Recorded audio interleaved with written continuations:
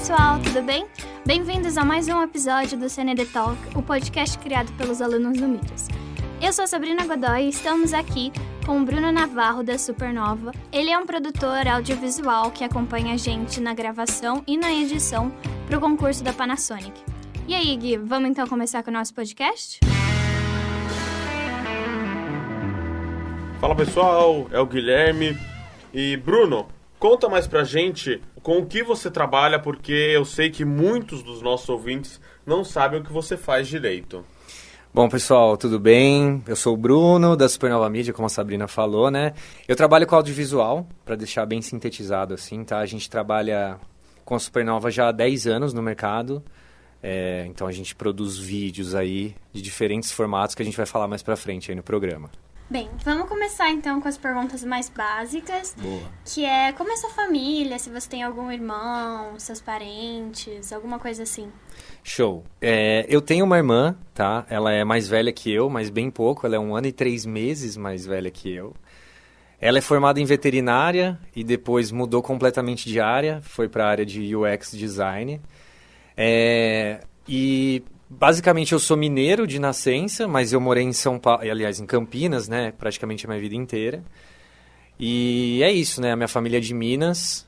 E hoje aqui em Campinas está praticamente eu e minha irmã só, e eu tenho alguns primos também aqui que vieram para cá, mas a minha família, a maioria é de Minas Gerais. Que legal, então você passa os feriados lá. Sim, a gente vai bastante para lá nos feriados, né? Eu sou casado, inclusive, né? A minha esposa é de Minas e veio para cá faz uns 5 anos, né? Desde 2018 que ela está aqui. Então todo feriado que tem, a gente vai para lá e passa alguns dias lá. Também quando tem uma possibilidade de férias, a gente vai pra lá também. Que legal. Como foi a sua época de escola? Nossa, faz tempo, viu, galera? Olha, a gente tá falando aí de uns 15 anos atrás, quando eu me formei no 3º ano, é isso? Nossa, o tempo passa.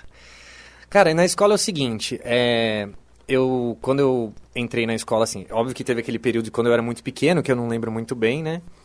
Depois, quando ali pra, 3ª, 4ª série, eu estudei numa escola que se chamava Parthenon, que ela nem existe mais, né? E depois, o meu ensino médio eu fiz no Integral, que eu não sei se existe ainda. O Integral de que unidade? Do Alphaville. Do Alphaville. Do lado da minha casa. Agora lá, o Integral saiu de lá e agora virou uma nova escola chamada Lumiar. Isso, eu vi que o prédio ainda estava lá. E na escola é o seguinte, eu nunca tive muita dificuldade com as matérias. E ao mesmo tempo, até que a gente tinha falado de família, a minha mãe ela é economista e psicóloga, né? Ela se formou em psicologia depois. E os meus pais, eles sempre foram muito tranquilos, assim, nunca me exigiram 10, sempre falaram pra mim assim, você tem que passar, né? Não vai repetir de ano e tal. Eu nunca tive dificuldade na escola, e até inclusive recentemente, há praticamente alguns meses atrás, eu fui diagnosticado, entre aspas, tá? Com altas habilidades e superdotação.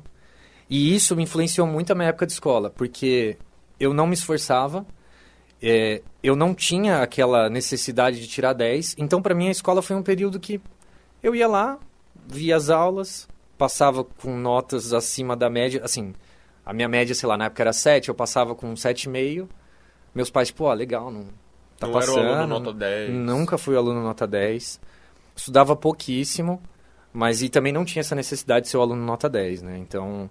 o meu período de escola foi um período que, assim, tinha meus amigos, não foi nada sofrido pra mim, assim, sabe? Mas foi legal, lembro um pouco de saudade, assim, depois que você chega na vida mais adulta, dá uma certa falta, assim, da época de escola. Que legal. E quando foi que você descobriu que gostava de audiovisual e se você já tinha pensado antes em alguma outra coisa, alguma outra área? Sim, inclusive foi na época da escola, né, que eu descobri que eu gostava do audiovisual. Na época que eu fui prestar vestibular, eu estava entre o audiovisual, né, que dependendo da universidade que você vai prestar o vestibular, tem um nome o curso, né? Então eu prestei na época audiovisual na USP, prestei rádio e televisão na FAAP, só que eu também prestei na Unicamp engenharia elétrica e na Federal de São Carlos eu também prestei engenharia elétrica, tá? Às vezes, na minha escola especificamente, né, rolava uma pressão um pouco dos professores de se passar nesses cursos mais tradicionais, né? Medicina, direito, Acho engenharia. que meio que em toda escola. Toda escola, né? E eu acho que é até legal a gente bater esse papo, né? Então, assim, na época que eu fiquei nessa dúvida, os meus pais sempre me influenciaram para fazer audiovisual, porque eles entenderam que tinha mais a ver com o meu estilo, né? Você teve o apoio incondicional dos seus pais, sempre, né? Sempre. Inclusive, eu lembro que a minha mãe, uma vez eu estava almoçando, falei, putz, eu não sei o que eu faço. E eu queria prestar publicidade, mas na época eu achava que era assim, não, é cruel demais a gente forçar as pessoas a comprar coisas que elas não querem, e depois você entende que não é bem assim, né? Então, meus pais me apoiaram muito, e meu pai, inclusive, que é engenheiro civil, ele falou, não faça engenharia, não tem nada a ver com você, né? Então, eu tive esse apoio dos meus pais, e foi nessa época que eu falei, então eu vou prestar os dois, e aonde eu passar, eu vou tomar essa decisão depois que eu passar, né? O vestibular da FAAP foi o que saiu mais rápido, né, em rádio e televisão. E eu tinha passado para a segunda fase da Unicamp, de engenharia elétrica, e falei, não, eu não vou prestar, é isso, então eu vou para audiovisual. E aí sim começou o meu curso no ano seguinte, de rádio e televisão. E então a minha decisão foi mais ou menos assim, né? Na época da escola, quando eu tinha ali uns 15 anos, teve um trabalho de química, que a gente precisava falar sobre... A gente fez uma experiência sobre Coca e Mentos, né? Isso lá atrás começou a se virar no YouTube. E a gente resolveu fazer um vídeo e eu peguei pra fazer e adorei. E aí foi por isso que despertou essa vontade do audiovisual. Que legal. Então você sempre meio que soube o que você queria. Sim, Audiovisual na faculdade inclui os cursos de jornalismo, essas coisas, ou só da parte atrás das câmeras? Tá. Eu vou falar pelo curso que eu fiz de rádio e televisão, tá? Eu sei que as faculdades federais, as estaduais, as faculdades públicas, elas têm esses nomes de audiovisual, mediologia na Unicamp, eu acho que ainda existe esse curso lá. Existe, né? Imagem e som também na Federal de São Carlos. São cursos mais abrangentes, mas aí você vai estar falando de radialismo, televisão, cinema, não jornalismo. Jornalismo é um outro curso, tá?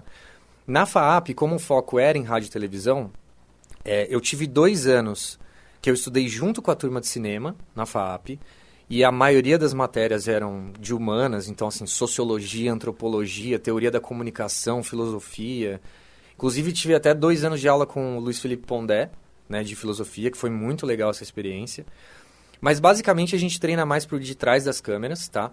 Tem algumas matérias que são de apresentação, né, pra gente ter uma ideia da dinâmica, mas a ideia é você trabalhar por trás e não necessariamente apresentando. Não é uma coisa que você precisa para ser um apresentador, mas tem pessoas da minha turma que hoje viraram apresentadores aí, estão nessa frente, e a faculdade ajudou. Mas você gostava, quando você, nos seus projetos da faculdade, quando você era quem falava, quem estava nas frentes da câmera, ou você sempre preferiu a parte do gravar e ficar escondido? Tá, essa história é boa porque quando eu entrei na faculdade, eu era muito tímido. Muito tímido, eu tinha muita vergonha de aparecer na câmera, de falar para as pessoas. E aí, com o tempo na faculdade, inclusive no meu estágio, né, que eu fiz durante a faculdade, eu tive que ir perdendo essa timidez e eu comecei a gostar de fazer isso. Eu nunca tive esse intuito de tentar trabalhar como um apresentador de repente, mas no começo do curso eu não queria estar na frente das câmeras, mas depois, pro final, aí eu já queria.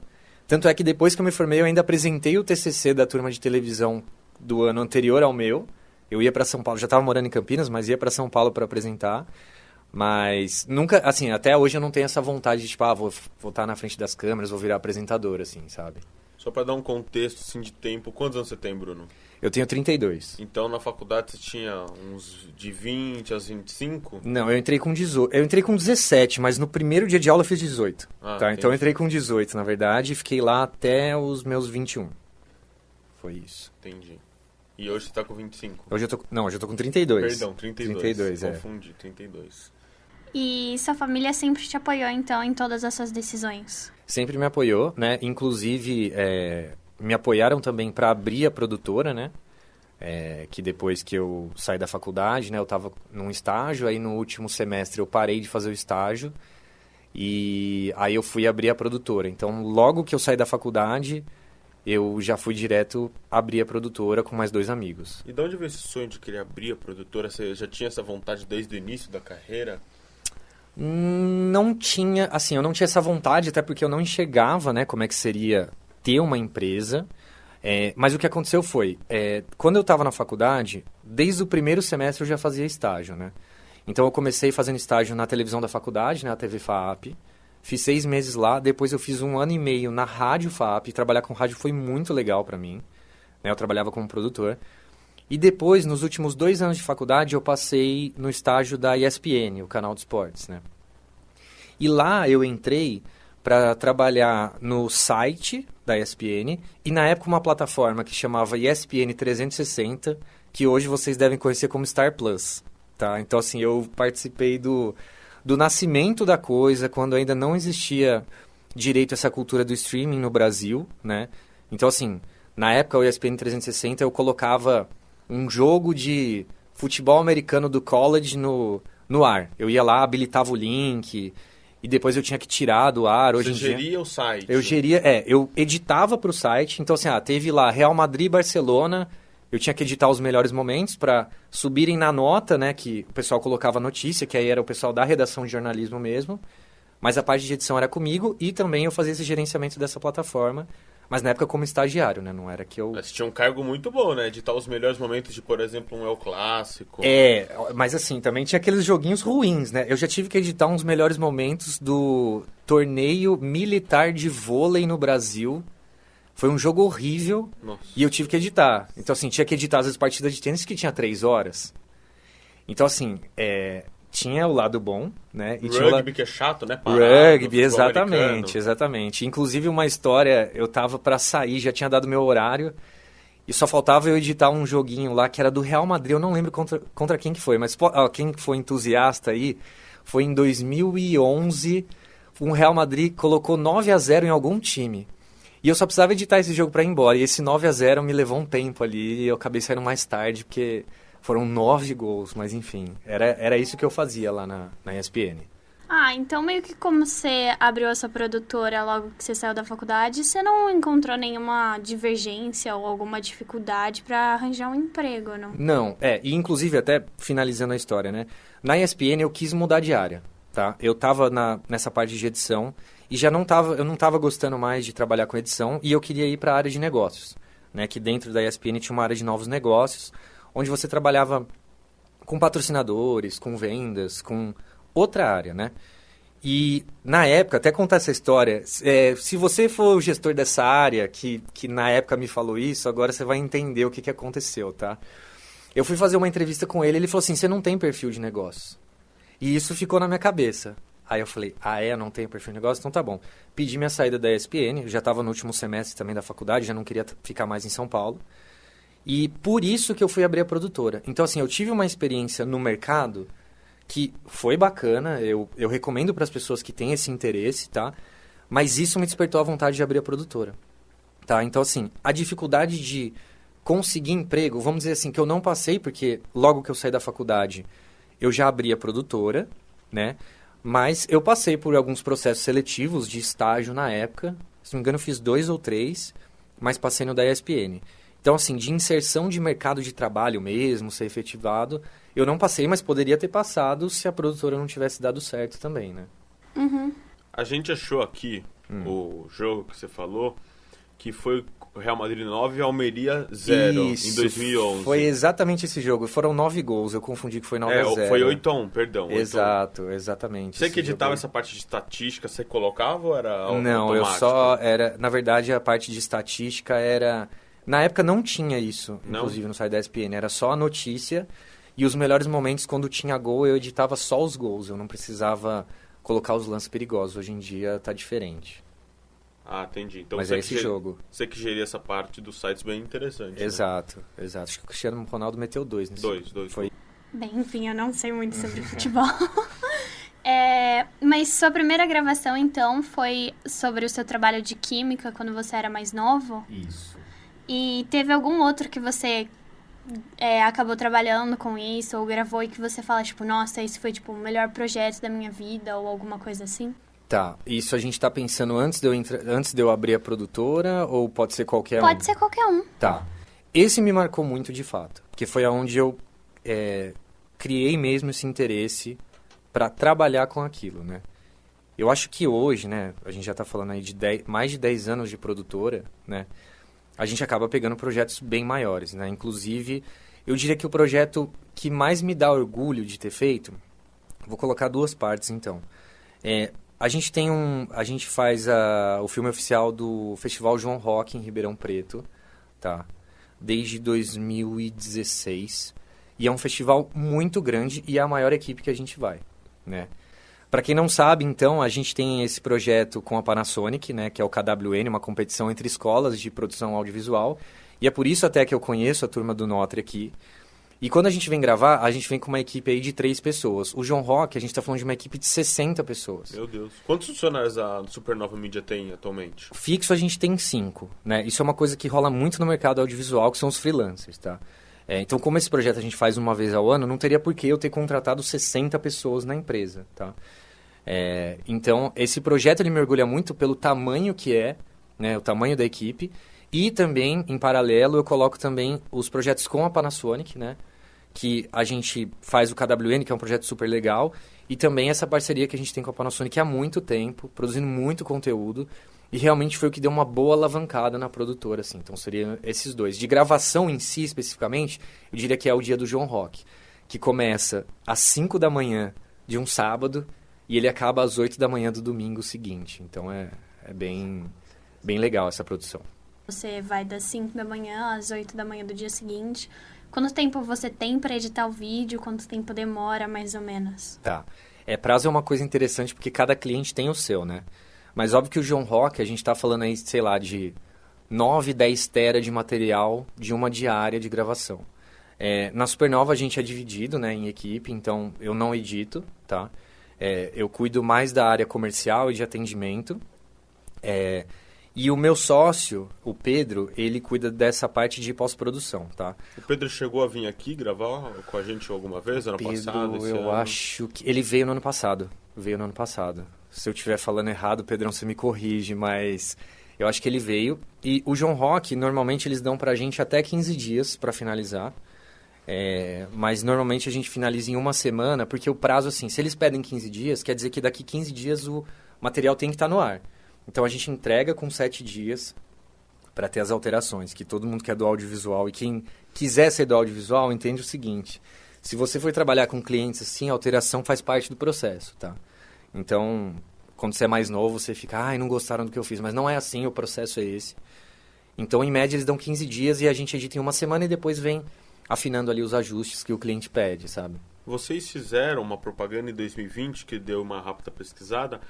Vocês que fizeram essa propaganda famosa da Panasonic, que é aquela musiquinha que tudo fica melhor quando é criado para você, em especial do Dia das Mães? Então, não, na verdade, assim, o que acontece? Dentro da Panasonic, a gente faz bastante os filmes internos da Panasonic, né?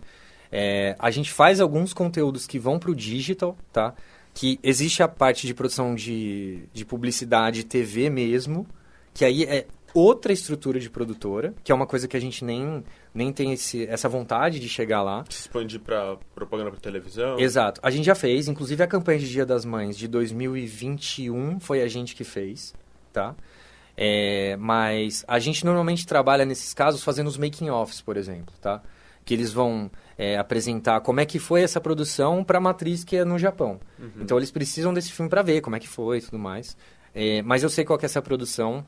Mas tem essa diferença, né? A Supernova ela trabalha mais com esse lado desses filmes para digital, ou de cobertura de eventos, ou esses filmes internos das empresas. Mudando agora um pouco de assunto, o que você gosta de fazer no seu tempo livre? Porque a gente, conversando agora, vê que você gosta muito do audiovisual, dessa parte de editar e tudo mais. E é uma curiosidade que a gente realmente tem, porque normalmente quando a gente fala que pessoas que trabalham, normalmente a gente pensa naquelas pessoas que ficam o dia inteiro trabalhando e às vezes não sabem muito o que elas gostam de fazer, o que preferem. E essa é uma curiosidade em particular nossa mesmo. Sim, não, perfeito. E até eu acho legal você falar isso, sabe, pelo seguinte: existe uma mística dentro do audiovisual que as pessoas viram noites e trabalham sem parar, né? E não talvez tem vida. Que não tem vida, e talvez para outras profissões também. Eu vejo pela arquitetura da minha esposa também. E é uma coisa que a gente tenta muito quebrar dentro da Supernova, que a gente tem vida fora do trabalho, tá? Então, óbvio que tem dias que são como o João Rock, que a gente sai muito cedo e volta muito tarde, mas na maioria das vezes a gente tenta agilizar muito os processos para a gente viver a nossa vida fora do trabalho também, tá? Eu, particularmente, Eu gosto muito de jogar basquete, inclusive a minha perna está destruída, porque ontem eu resolvi ir na academia de manhã e joguei mais quase 3 horas de basquete, e hoje de manhã eu fui treinar basquete de novo, então assim, eu tô acabado. É uma coisa que eu gosto muito. Eu gosto muito de música, né? Inclusive eu toco, tá? Toca o quê? Eu toco alguns instrumentos, na verdade. O meu instrumento mesmo é guitarra, mas eu toco cavaquinho também numa banda de samba rock.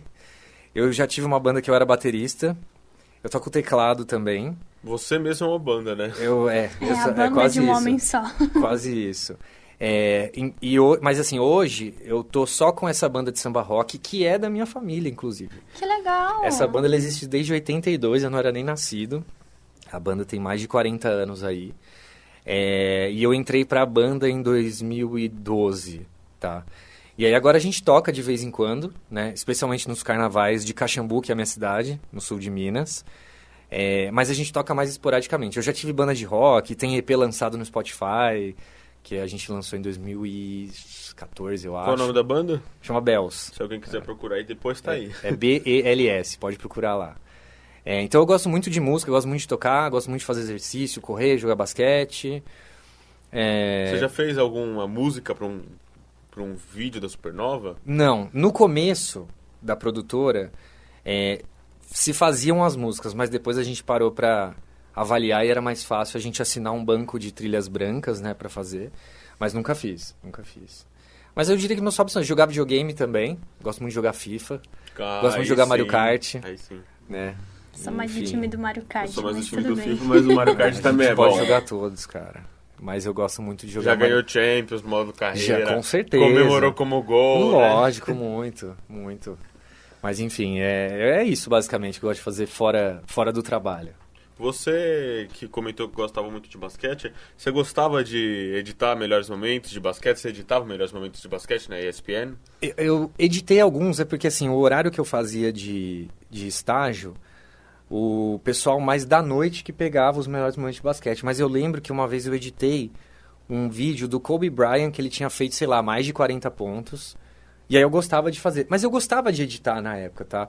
Hoje eu não edito mais por uma questão que a empresa tá num pod, que não faz sentido todo mundo fazer tudo. A gente precisa se organizar, né? Então, tem o pessoal da pós, tem o pessoal da produção, tem o pessoal de atendimento comercial. Então, eu gostava de editar, cara, esportes. Isso foi uma coisa que me levou também aí pra ESPN, né? Gostar de esporte e gostar do audiovisual também, né? Você editava jogo de futebol brasileiro? Brasileiro, eu lembro que eu editava Copinha. Porque a ESPN na época, eu não lembro o que ela tinha de direitos de Ela futebol. tinha Copa do Brasil. Eu acho que Copa do Brasil tinha, mas na época era mais futebol europeu. Eu lembro que eu fazia Premier League, La Liga, eu editava esses melhores momentos. Então era mais do futebol europeu. Você era um cara ligadaço nos esportes involuntariamente? Eu era, e eu sinto falta disso, cara, porque na época eu sabia a escalação dos times e tal, e hoje eu nem gosto mais de assistir Champions. Eu vejo a final eu assisto. Mas, por incrível que pareça, eu prefiro assistir o futebol brasileiro. Podem me matar, galera. Que eu acho muito mais verdadeiro do que assistir Champions League. Prefiro 1000 vezes Libertadores. Eu prefiro 1000 vezes. Mas beleza, eu entendo quem fala futebol europeu é melhor. Eu concordo, eu sei que é.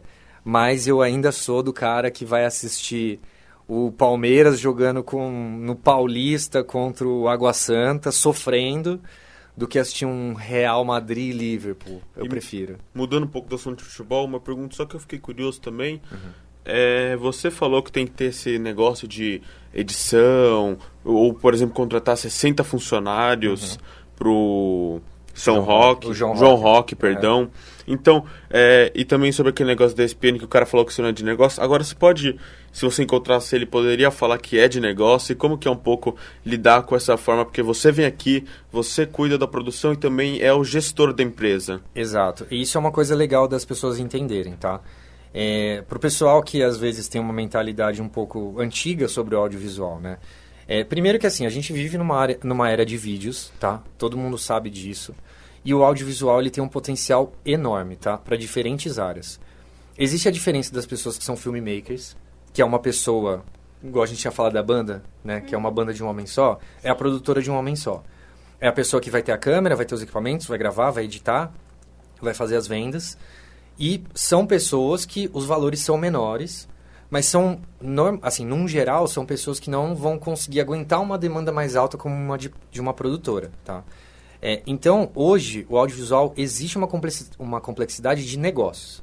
Existe você fazer uma venda, você se posicionar como produtora, você fazer um marketing, você fazer as coisas acontecerem para a sua produtora ter lucro, como qualquer empresa, tá?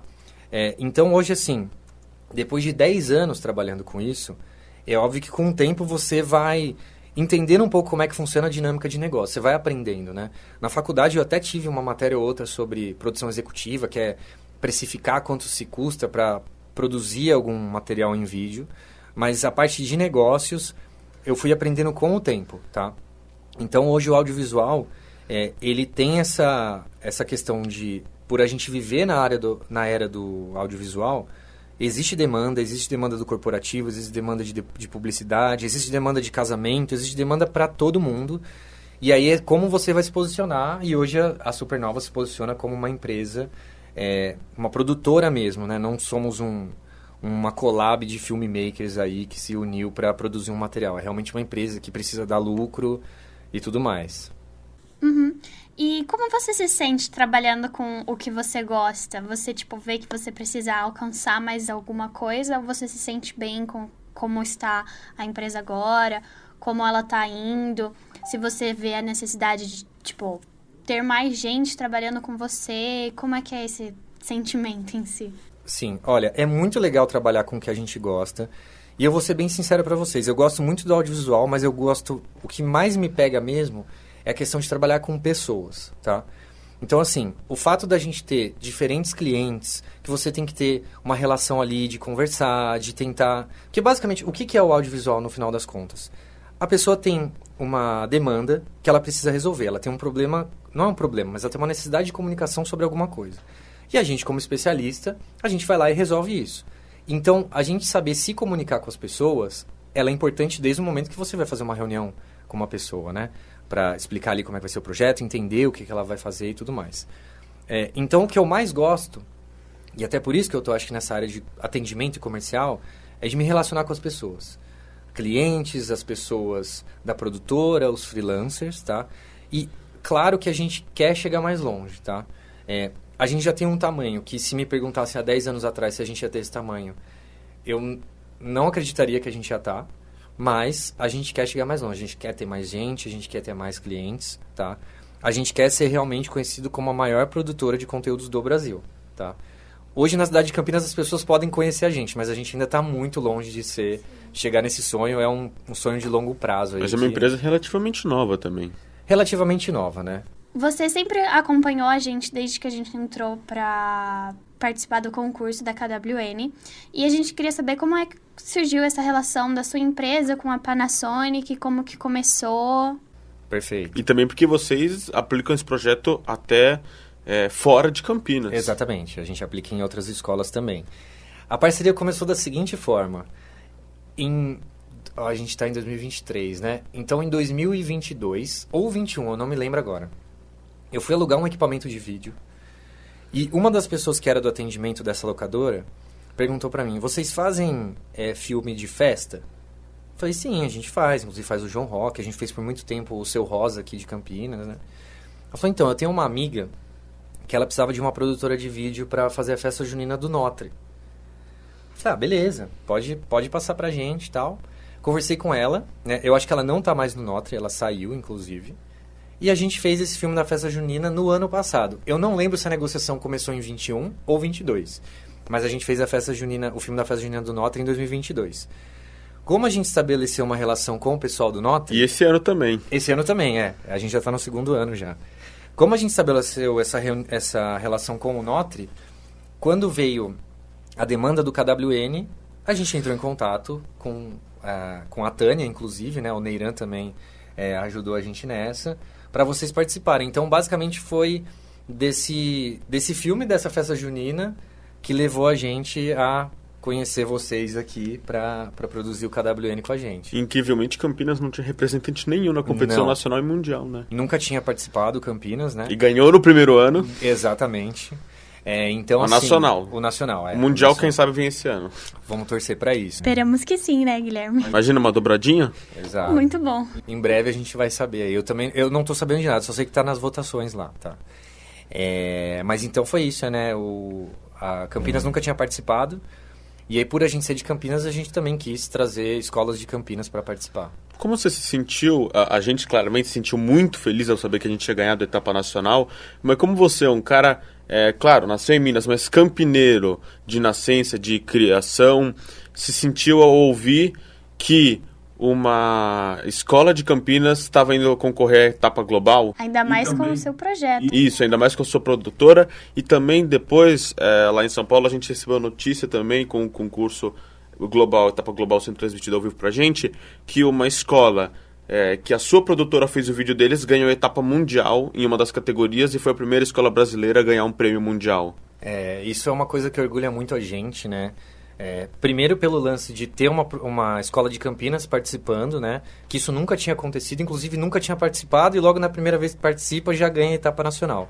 Então isso pra gente foi muito legal, né?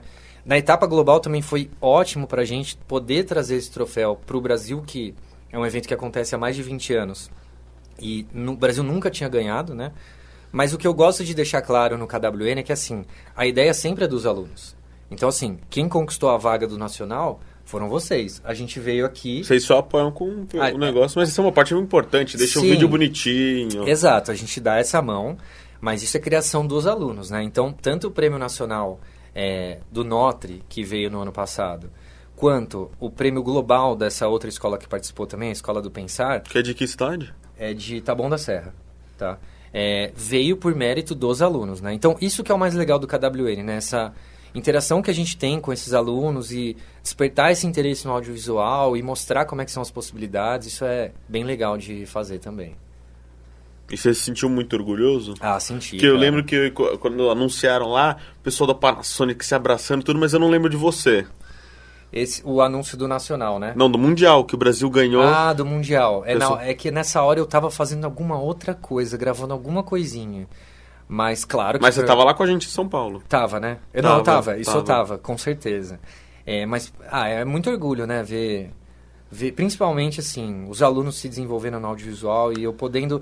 Isso foi uma coisa que eu não tive na minha época, né? Eu não tive contato com ninguém do audiovisual para poder, pelo menos, ver como é que funciona, né?